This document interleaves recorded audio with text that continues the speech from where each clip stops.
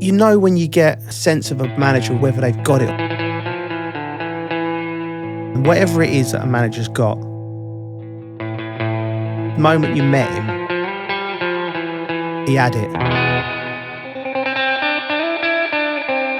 Yes, did he cross the line sometimes? Of course he did. Some people might not like it, but maybe they can't play for Jose. He was a special one. I don't remember if it's the first time, it might have been the first meeting, but he did something where he presented what he was and what he was about. There was a date that come up and he said, we're going to win the league on this date. And it was like 3 weeks before the end of the season. But he was like, this is who you are as footballers. You've not won anything. I've just won the Champions League with Porto. If you follow me, you will all be champions. And it was almost something simple, whether the football was your motivation, money, fast cars, whatever you wanted to do, you still wanted to be a champion. And I remember the confidence he said it with. There was something in his essence which made me believe him. And clearly, like, he was right, because we all went on to win things together. And the date was on it. It was it was a week either side of it, because we won it quite early.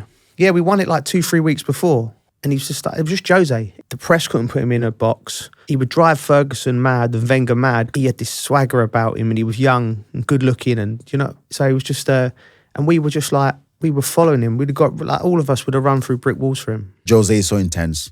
You can have Jose for max, I think, 2 years, because of the intensity, the way he pushes you.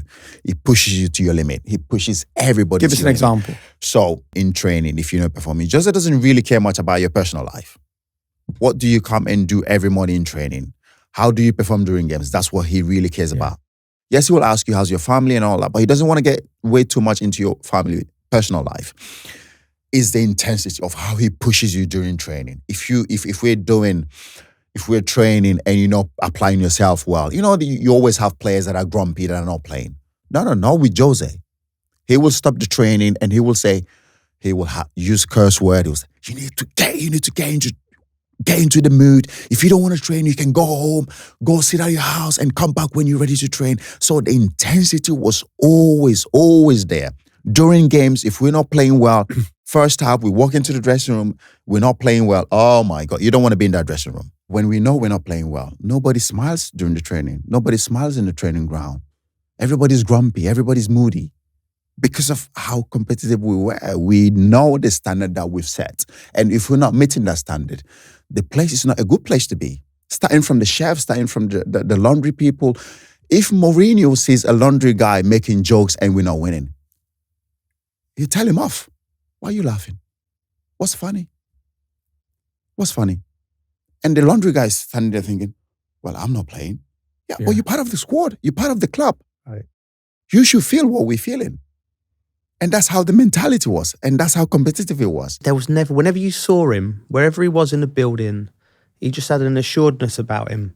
I saw him the other day when he come over to manage Benfica, and I was asked a question about him. And I said, I think he's like the Shankly character of Chelsea. Because Chelsea now, for the kids growing up, Chelsea, they would probably think Chelsea have always been at the top of the pile, Champions League winners and Europa League winners. But that weren't always the case. And there was I put it down to him. I said, he was the man that come in and went, bang, this is what we are as a club. And a lot of the culture still to this day is from that time. Jose probably saw that every time he give me a bit of stick, I'll be there ready to go and ready to play the next day. You do or say anything to get the win. And some people might not like it, but maybe they can't play at Chelsea or for Jose. I'm sure Alex Ferguson was the same. We hear stories of him with players, I get what you say, that it toughened some players up, needed to be toughened up, but there are other ways of doing that than just deep criticism that actually can break some people rather than make some people. It can, but I think for Jose, that was the way he dealt with it. Yeah. He doesn't know any other way to deal with it, to get the best out of players. Yes, did he cross the line sometimes? Of course he did. But that was what spurred us on. That's what got us to, even when he left the football club, we already had that already inside us, installing us. And that helped us all through our career. Because even when he wasn't there, when we had meetings, when we're not playing well, JT used to say, listen, we all remember what Jose used to tell us. Let's get back to that. We need to get back to that. Yes, he can break some players. Yes, he can make some players way, way stronger. And the players like Mo Salah and Kevin De Bruyne and Romelu Lukaku, these great players today that left back then, yes, he did break them. Were they strong enough to be in that dressing room back then? No, they were not strong enough. They were not strong enough. Because if you were strong enough, they would have stayed and made sure they found a way. But they couldn't handle it. And Chelsea Football Club, the dressing room back then was so tough. It was so tough because players wanted to play. The big players wanted to be there. They didn't want the younger players to have an opportunity. You have to find a way to break into that. One thing we talk about constantly on this show is that high performance rarely comes from one big moment. It comes from the culmination of small decisions made consistently over a long period of time.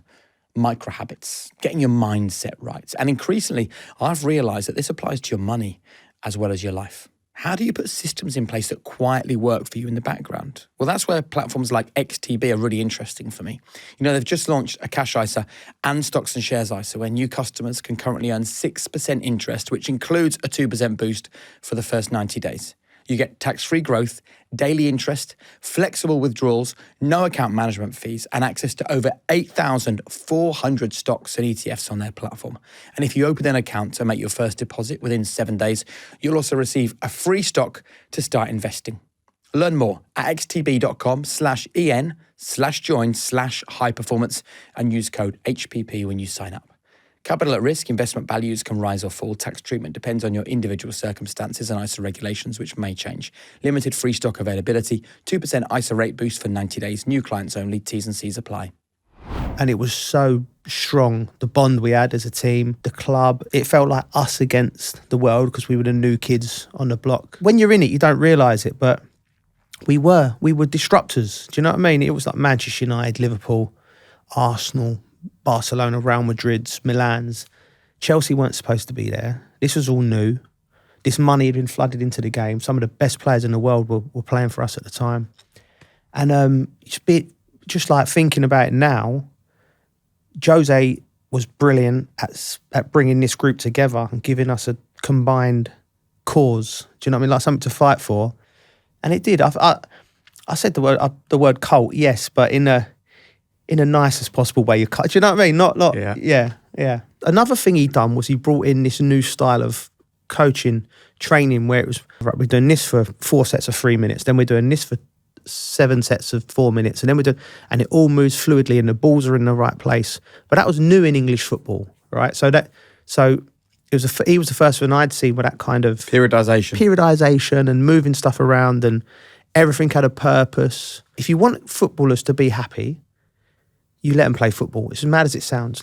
So there was none of this long distance running stuff. It was into football. So he had something different about him. It's a bit exotic. Then he had the confidence and the bravado, and we started winning from the off. So it was just momentum. And then you win games. You have more conviction in it, more belief, and you just keep going. I think a lot of the trick of being a top manager is you have to convince the player. Anytime the manager doesn't believe in what they're saying, might be a little glance over or a nervous shake of the hand or something, players pick up on it. And that also is what happened when Roman comes in and we're not doing well. He doesn't have a smiley face. No, he doesn't smile. He says hi to you, but he doesn't have a smiley face. And then we all leave and we go home and he has a meeting with the coach, with the manager. And then we see all this at home. And then Sky Sport News. So you would find out that managers are getting sacked from watching the TV? Yeah, Jose getting sacked, the first time, yeah. What was it like the day you found out he was gone? It was crazy. It was crazy. Because we found out, again, Sky Sport News. So in the morning, we all came in. We already know.